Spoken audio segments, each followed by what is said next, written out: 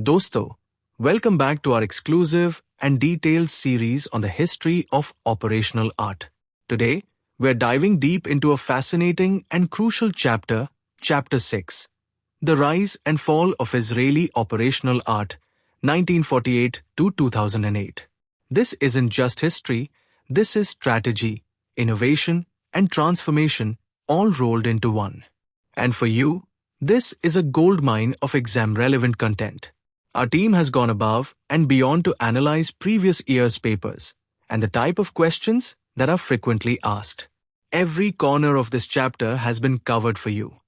Not just superficially, but strategically. And a quick update. For those of you who have subscribed to our hard copy material, shipments have already been dispatched. If you haven't grabbed yours yet, abhi ke abhi le lo. The PDFs are designed to ensure that nothing from the prescribed book is missed. Dosto, it's 16th May, and I know you all are in full throttle mode with your preparation. This is the time to stay focused, stay consistent, and most importantly, stay smart. Let's not waste a second. Let's jump into the first question from Chapter 6 of Operational Art. Here we go. Question 1. Explain the rationale behind Israel's preference for offensive strategies in its early wars. To answer this, let's break it down. Number 1. Israel faced quantitative inferiority. Their army was smaller in numbers compared to their adversaries. So how did they level the playing field? Through offense, hitting first and hard before being overwhelmed. Number 2. Offensive action gave Israel the advantage of initiative. They could choose when and where to fight. That's a huge tactical edge in warfare. Number 3. They pushed battles into enemy territory, not just for strategic depth, but to prevent destruction within their own borders. It was a move for both safety and control. Number 4. By striking early and decisively, they aimed to wrap up wars quickly. Israel's strategy was to avoid prolonged conflict, because time favored their larger enemies, not them. And finally, this approach was preemptive. Offensive operations reduced the risk of enemy first strikes and surprise attacks. They didn't wait to be hit, they struck first to stay in control. So, Israel's offensive strategy wasn't just about aggression, it was about necessity. With limited manpower and surrounded by hostile neighbors, they had to strike first, strike fast, and strike smart. That's how they turned disadvantage into victory. Let's move on to question 2, a key concept not just in Israeli military history, but in modern warfare overall. Define force multipliers in the context of Israeli operational art and give two historical examples. So what are force multipliers? These are tools, technologies, or strategies that help a smaller force fight more effectively, often allowing them to outperform a larger enemy. For Israel, this was a game changer. Because Israel always faced a numerical disadvantage, they had to rely on force multipliers to balance the battlefield in their favor. Now let's look at two solid examples from Israeli history. Example 1. Offense as a force multiplier. By taking the fight to the enemy and choosing the time and place of battle, Israel used initiative as a weapon. Offense gave them surprise, control, and impact, despite being outnumbered. Example 2. Air superiority in 1967. In the Six-Day War, the Israeli Air Force launched a surprise preemptive strike and destroyed the air forces of Egypt, Syria, and Jordan in a matter of hours. This not only gave Israel complete control of the skies, but also crippled enemy coordination, a classic example of air power acting as a massive force multiplier. So remember, force multipliers are not about size. They're about smart choices. Israel's operational art shows how innovation and strategic thinking can shift the balance in your favor, even when the odds are against you. Moving next, let's now talk about a powerful leadership principle that defined Israeli battlefield success between 1948 and 1967. The role of decentralized command in Israeli operational art. In simple terms, decentralized command means giving more decision-making power to local commanders on the ground.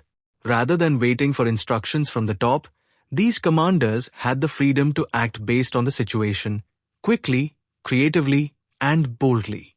This system encouraged non-linear thinking, which means not always following a rigid plan, but adapting in real time. It allowed the IDF, Israel Defense Forces, to stay flexible and respond faster than their more centralized opponents. Now let's look at some important historical examples where this principle was put into action. 1. 1948 War of Independence, Operations Hiram and Horev. These were classic examples of tactical maneuvers where local leadership made bold, independent decisions that led to strategic victories. 2. 1956 Sinai War. Some units even deviated from original orders, yet managed to win quickly. This shows how trust in local judgment worked better than rigid control. 3. 1967 Six-Day War, Shadmi's Brigade. In one of the war's most famous moves, Shadmi's brigade bypassed heavily fortified Egyptian positions and attacked from unexpected directions, a move made possible because of decentralized command freedom. Alright friends, this next one is critical. And yes, it has already been featured in the pre-staff exam.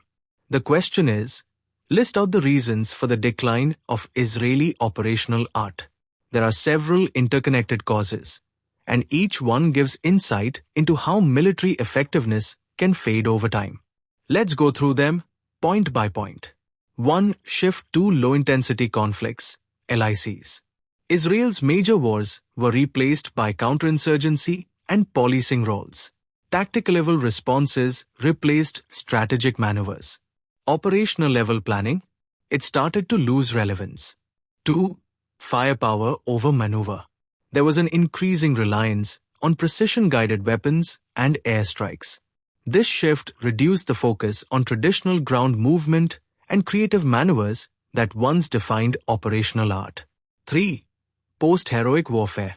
Casualty aversion became a major factor.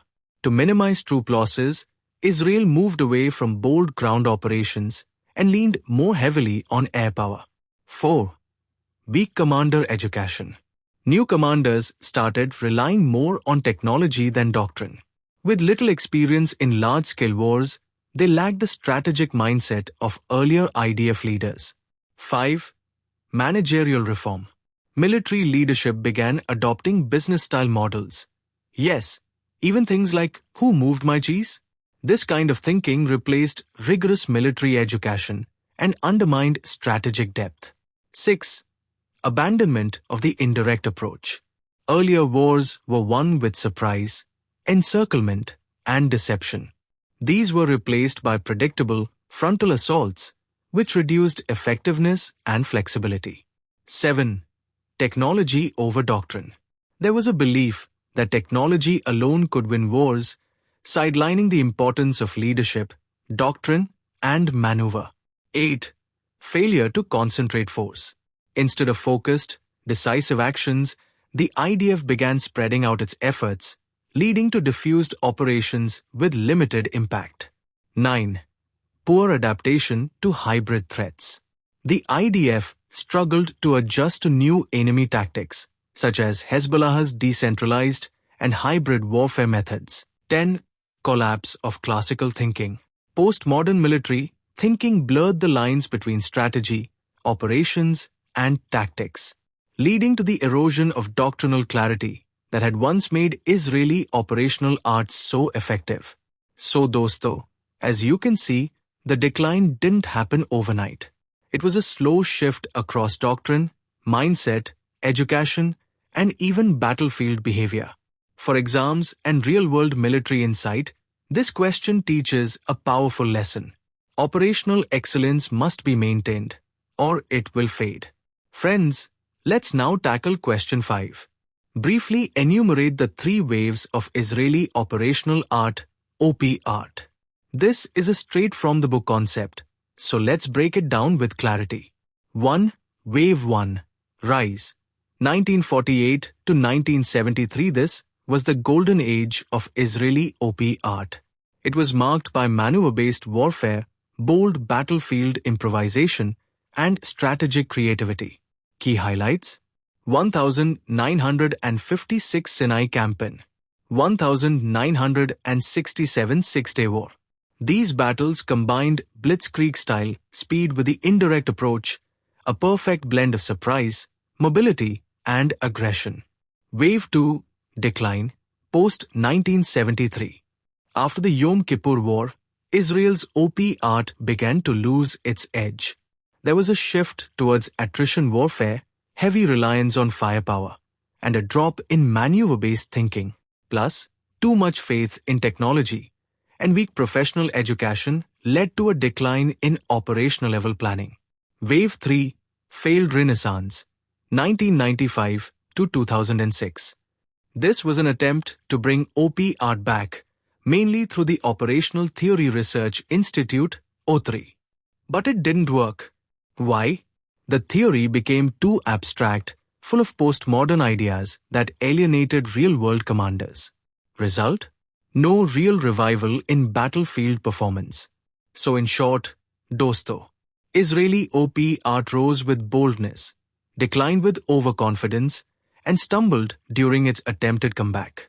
These three waves show us how even the most innovative militaries must constantly evolve or risk becoming outdated. Let's now move to question 6. What were the key conditions that led to the development of Israeli operational art from the late 1940s to the early 1970s? This is where strategy meets reality. So let's explore the 4 major factors that shaped Israel's battlefield thinking. 1. Existential threats.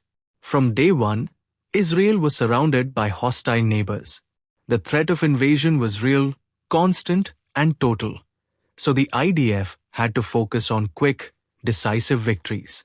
There was no room for long wars. This urgency shaped their entire military doctrine.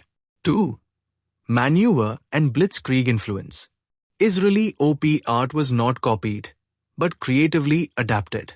They took inspiration from German blitzkrieg tactics, blended it with their own indirect approach, and built a system for deep, rapid operations ideal for striking hard and fast. 3. Military culture and leadership.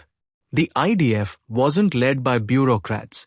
It was led by battlefield commanders who valued initiative, flexibility, and improvisation. This culture fostered a unique brand of operational art that emphasized thinking on your feet, not waiting for orders. 4. High-intensity conflicts. Wars like 1956, Sinai, and 1967, Six-Day War gave Israel the chance to test and refine their ideas in real high-intensity combat. These wars offered the perfect terrain and tempo for maneuver warfare to succeed. So, dosto, it wasn't one single factor. Israeli operational art emerged from a perfect storm of existential danger, innovative thinking, strong military leadership, and real war experience. This combination turned Israel into a world leader in maneuver warfare, at least for a time. Moving on to question 7. Evaluate the transformation of Israeli military doctrine in response to technological developments. This topic highlights a major shift in how Israel fights and the consequences of that shift. 1. From ground maneuver to tech dominance. The IDF's doctrine evolved from classic ground maneuver warfare to a focus on firepower and precision technology. This meant relying heavily on missiles, airstrikes, and standoff attacks, fighting from a distance rather than boots on the ground. 2. New concepts, FX-based operations and swarming. Israel began adopting FX-based operations, aiming to create strategic results through targeted attacks. Alongside that came swarming tactics, where multiple units strike rapidly from different directions, coordinated by advanced tech. 3. Tech-driven command and control. Control shifted from the front line to headquarters equipped with plasma screens and real-time data. This meant decisions were increasingly made far from the battlefield, relying on technology to manage the fight. 4. Over-reliance and consequences. But there was a downside. An over-reliance on technology weakened traditional operational planning and adaptability. This contributed to setbacks like the 2006 Lebanon War, where the IDF struggled against guerrilla tactics despite advanced tech. So, dosto, the technological transformation brought great power, but also new vulnerabilities. The lesson? Technology should support smart doctrine and flexible leadership, not replace them. Alright, dosto, let's dive into question 8. What is meant by post-heroic warfare, and how did it influence IDF operational conduct? This concept explains a major shift in how Israel fights in recent decades. Dosto, post-heroic warfare is guided by two main rules. A. Avoid your own troop casualties at almost all costs. B. Avoid killing enemy civilians. This mindset comes from technology advances, liberal democratic values, and the fact that many recent conflicts were not existential. 2. Shift to air power and stand of fire. Because of these rules, the IDF began relying heavily on air power and stand-off weapons, avoiding the risky ground maneuvers that once defined Israeli operations. 3. Example: post-1997 Lebanon operations. After suffering heavy casualties in 1997, the IDF shifted its focus to air operations over Lebanon, trying to minimize troop exposure. 4. Influence on Intifada tactics. During the Intifada, tactics included the use of non-lethal weapons and precise targeted killings, reflecting efforts to reduce both Israeli and civilian casualties. 5. Impact in the Second Lebanon War. In 2006, commanders hesitated to launch ground operations because of fear of casualties. This reluctance hurt the IDF's overall effectiveness on the battlefield. So, dosto, post-heroic warfare brought a cautious, tech-driven approach, sometimes at the expense of bold maneuver and decisive ground action. Understanding this shift is key to grasping modern IDF operational challenges. Finally, dosto has question 9.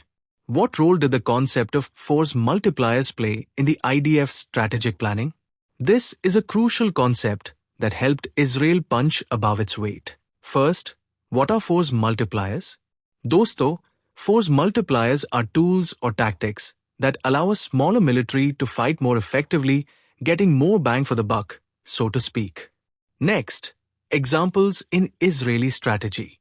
For Israel, these included offensive strategies that let them choose the battle conditions, the indirect approach to surprise and encircle enemies, air superiority that neutralized bigger enemy air forces, concentration of forces to deliver decisive blows. Next, impact on battlefield success. By leveraging these force multipliers, Israel achieved major victories despite having a smaller military. Last point, decline over time. However, after the rise of firepower and technology-driven warfare, the importance of classic force multipliers declined, leading to challenges in operational art. So there you have it. Force multipliers were the secret sauce behind Israel's early battlefield successes, but changing warfare dynamics meant new challenges.